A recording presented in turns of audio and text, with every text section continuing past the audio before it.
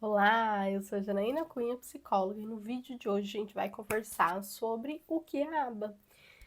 Traduzindo, análise de comportamento aplicada ali. Vamos conversar sobre, porque é um tema muito importante e relevante. Eu hoje vou fazer até o vídeo num formato um pouco mais diferente. Eu tô aqui com uma aulinha que eu preparei, aqui hoje um vídeo mais profundo, mais didático. Então, por isso que eu vou fazer nesse formato aqui, tá bom? Depois vocês até comentem aqui embaixo e se inscrevam também, se nesse formato de vídeo é legal para vocês, né? Essa questão mais didática e tudo.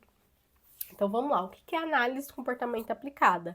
Obviamente é uma das ciências que a gente tem atualmente que mais ali colabora para o desenvolvimento de crianças neuroatípicas, tá? Não só crianças autistas. Claro que a gente vê muito falando aí sobre aba para crianças autistas, mas a análise de comportamento aplicada, ela se estende, é uma ciência que se estende ali, né? Para que a gente consiga aplicá-la para outros transtornos, tá bom? Então, crianças, adolescentes e adultos que apresentem ali algum formato de neurodesenvolvimento, tá? Então, é um estudo que ele é muito focado em comportamento humano e aí ele traz essa base sobre interações e ambiente, que é uma das coisas que eu sou muito apaixonada dentro da psicologia para falar sobre. Então, o que é importante a gente entender? De que quando tem o formato da terapia ABA no formato individualizado, que é o ideal quando a gente fala de crianças neurotípicas, ela foca muito ali sobre as necessidades que essa criança apresenta, né? Ou seja, pelos comportamentos que ela já tem, comportamentos positivos, as habilidades que ela já apresenta, e também é visado, né, ali sobre as dificuldades que essa criança tem, ou seja, quais são as habilidades que ela ainda precisa adquirir. Dentro da análise de comportamento, antes até de fato da criança entrar para o processo terapêutico, ou seja, fazer a terapia ali dentro do ambiente clínico e tudo mais, já inicia-se o processo do quê? De fazer uma verificação, de fazer avaliações, de ter alguns entendimentos para de fato conseguir ter esse mapeamento, né, vamos dizer, para que a gente consiga entender qual que é esse perfil dessa criança. E após a gente entender qual é o perfil da criança, que dentro desse perfil a gente vai conseguir entender, ela tem essa habilidade, não tem essa habilidade, ou ela, qual habilidade, qual outra habilidade ela precisa. E aí a gente tendo esse entendimento, a gente constrói-se ali um plano terapêutico, ou seja, que é com habilidades que a gente entendeu que essa criança não tem, né? Para que a gente consiga ir avançando esse plano terapêutico para que a cada momento ela consiga apresentar evoluções. Tudo isso muito bem estruturado, tudo isso com gráficos, né, apresentações para ficar mais ali uma questão mais visual e também mais prática até para nossa área.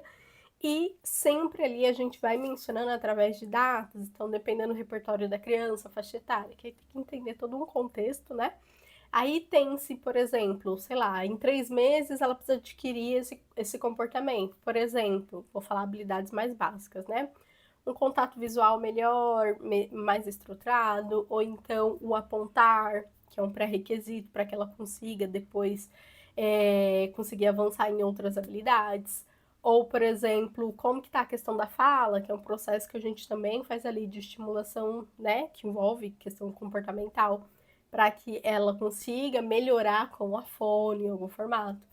Então, elabora-se primeiro todo esse olhar, toda essa investigação, todo esse mapeamento, para que aí sim essa criança, quando for iniciar o processo mais efetivo, ou seja, dela fazendo os treininhos ali dentro das aplicações, né, que a gente fala da análise de comportamento aplicada, aí ela vai começar, possivelmente, né, essa proposta, apresentar melhora no comportamento, porque vai estar sendo aplicado ali esse plano terapêutico com base nos comportamentos que a criança não tem e quais precisa ali, às vezes, muitas das vezes, de reajuste, né? Fazer uma melhora e tudo mais. Seguindo aqui, eu trouxe também alguns principais fundamentos ali que a gente fala dentro da análise de comportamento aplicado. Então, é igual eu falei, comportamento e ambiente é um dos fatores mais primordiais. Então, o que se entende ali dentro do ABA? Que o comportamento ele é modificado pelo ambiente. né? É uma coisa muito bacana. O que que significa? Significa que dependendo do ambiente que eu, você, qualquer outra pessoa esteja, inclusive uma criança neurodivergente, isso pode, e muitas vezes acontece, altera o padrão de comportamento daquela criança. A gente fala que é a resposta do comportamento, né? Então é importante que a gente saiba dessa informação. Reforço, né? Você pode ver ali que às vezes você, mãezinha, responsável, às vezes ali na sala de espera, né? O profissional veio conversar com você, pode ser que ele fale alguns termos nesse formato que eu tô trazendo aqui no vídeo. Mas refere-se ali a uma consequência que aumenta ou diminui, depende do objetivo do plano terapêutico da criança, né? A probabilidade de um comportamento ocorrer novamente, tá? Então, a gente fala que pode ser um reforço positivo ou um reforço negativo. O reforço positivo é aquele que está adicionando algo ao ambiente. Ou o reforço positivo, negativo, é algo que pode estar sendo retirado do ambiente pelo motivo X e Y. Vou trazer aqui algumas hipóteses. Por exemplo, um reforço positivo. Eu tô ali com a minha criança e eu quero que, né, pelo plano terapêutico, que ela apresente evolução para apontar, tá? Para fazer esse comportamento aqui, de ela conseguir apontar. Para ela conseguir elaborar esse comportamento que a gente entendeu de que ela não tem, por isso que foi inserido no plano terapêutico, eu, como profissional, preciso criar várias estratégias para chegar no momento dela adquirir esse comportamento, né?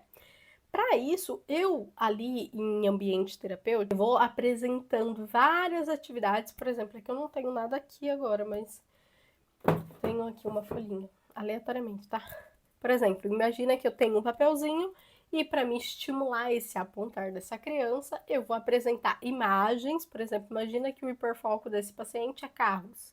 Então, eu vou apresentar imagens de carros para reforçar positivamente, porque é uma coisa que ele gosta, para ele fazer o processo que eu espero que ele faça por conta do plano terapêutico, né, que é um objetivo que está lá, para que ele aponte. Então fica mais fácil dele fazer o comportamento de apontar, porque eu inseri naquilo que eu estou apresentando para ele algo que eu sei que é reforçador, que vem ali do hiperfoco dessa criança.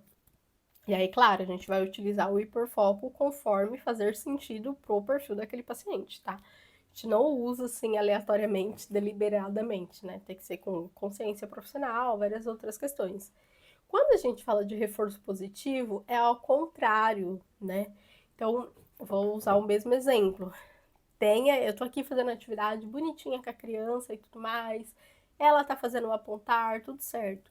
Mas aconteceu que, sei lá, alguém passou no corredor, ela ouviu um barulho, se dispersou e ela ficou, não só se dispersou, como ela começou a chorar muito, fez com que ela entrasse no processo ali de desorganização e tudo mais, que pode acontecer, né? Dependendo ali qual é a questão do repertório do paciente.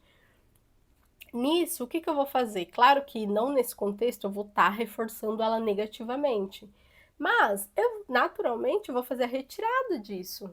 Eu não vou apresentar atividade para esse paciente, sendo que ele está em um processo de desorganização, possível crise e outras questões, né? Então, faça a retirada ali desse item, porque a gente entende que naquele momento não vai ser benéfico, ela não vai conseguir aprender uma habilidade, né? Porque ela está em processo de crise. Então, é basicamente isso. Quando a gente fala de análise funcional, que é muito bacana dentro do ABA, né, da ciência ABA, ele é uma técnica que consegue identificar as funções do comportamento. A gente utiliza muito para fazendo ali análise funcional para entender qual que é a função daquele comportamento. Exemplo, a criança está ali na sala de espera, não sei, né, do ambiente clínico, e ela tá apresentando, eu vou conseguir ter essa percepção mais fácil em algum formato, por experiência e tudo, mas muitos pais não vão conseguir fazer essa identificação. Essa criança tá apresentando um comportamento ali de chorar, de gritar, de querer jogar as coisas e tal, mas é um comportamento que ele tá fazendo porque ele tá querendo, por exemplo, a atenção da mãe, porque ele prestou atenção de que a tia, a terapeuta, né, chegou e ficou conversando com a mãe, falando como que foi o atendimento e tudo mais, e dependendo se ele se comportou bem ou mal, ele vai emitir comportamento para tirar a atenção da mãe sobre aquilo que ela tá ouvindo do comportamento dele, entendeu? E ele vai emitir vários outros comportamentos, e aí o profissional ele vai conseguir, né, ter esse olhar de tipo assim, é um comportamento que é por atenção, e aí tem uma conduta a ser adquirida. É claro que com experiência a gente consegue tatear isso muito mais fácil, muito mais rápido, mas ainda assim, análise funcional, a gente é um documento de fato onde a gente pega ali as informações de todos os ambientes que essa criança frequenta e a gente também faz um mapeamento ali, uma análise de fato para entender a maior probabilidade desse comportamento, entendeu? E aí a gente consegue ter uma percepção, uma questão mais tangível, mais assertiva do que faz com que aquela criança apresente aquele comportamento. Geralmente são comportamentos que a gente fala que são disruptivos, de organização, ou que a criança entra em crise. Então a gente faz nesse formato de ter essa análise para a gente de fato entender da onde que vem essa função desse comportamento, tá? Um ponto bem legal também que a gente utiliza muito é generalização, que assim, ao meu ver, é um dos pontos mais cruciais ali quando a gente fala de análise do comportamento, né, da ciência ABA. Por quê? Porque todo o nosso trabalho, todo o nosso processo dentro do ambiente clínico é pautado sobre um olhar de generalização. Então pensa assim, toda aquela boa habilidade, todas aquelas habilidades legais para a criança adquirir, né, que são mencionados ali no plano terapêutico dela, precisa-se e entende-se que a criança aprendeu o comportamento quando existe uma generalização. Vou dar um exemplo prático. Como que eu testo isso? Falar assim, tem mãe que pergunta assim para mim, Jana, como que a gente sabe que meu filho generalizou o comportamento? A gente entra com esse olhar também na análise funcional para entender os outros ambientes além da clínica. Então, por exemplo, eu tenho um paciente X e aí além dele fazer aquilo que eu preciso que ele faça comigo, seja o apontar, seja qual for outra habilidade que a gente quer que esse paciente adquira, ele precisa fazer não só comigo, não só com a tia Jana. Ele precisa fazer com a outra tia, trocar os ambientes, diversificar esse ambiente e apresentar o mesmo comportamento de ganho de habilidade. Inclusive, precisa fazer com os pais, precisa fazer com os familiares, precisa fazer na escolinha. Então, aí sim a gente entende que esse paciente, ele aprendeu, ele adquiriu, porque quando a gente aprende algo, a gente faz em todos os ambientes, é natural.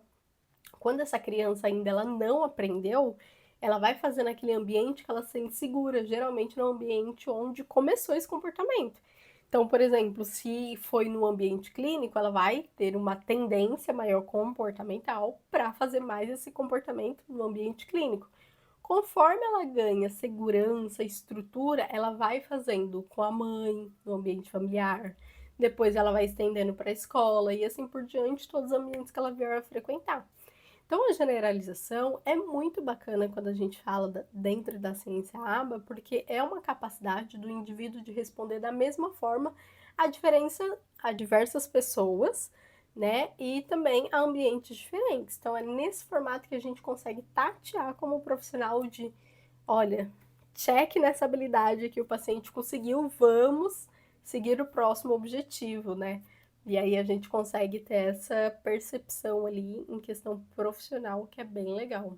Prática e resumida, porque obviamente que a análise de comportamento é muito mais extenso que isso, é muito mais burocrático em questão de documentos, né? É uma questão mais técnica mesmo. Tentei adaptar, inclusive, algumas falas aqui para que vocês consigam ter um entendimento mais sobre o que é análise de comportamento, mas de uma forma mais fácil de conseguir entender mesmo, né? E eu espero que esse vídeo possa te ajudar aí, até para você ter uma percepção quando o profissional aí for conversar contigo, mãezinha, for te passar alguma instrução, for falar ali análise funcional, for falar sobre função de comportamento, sobre generalização, você já vai ter uma percepção porque você já assistiu o vídeo aqui, tá? Então, eu vou ficando por aqui e a gente se vê no próximo vídeo.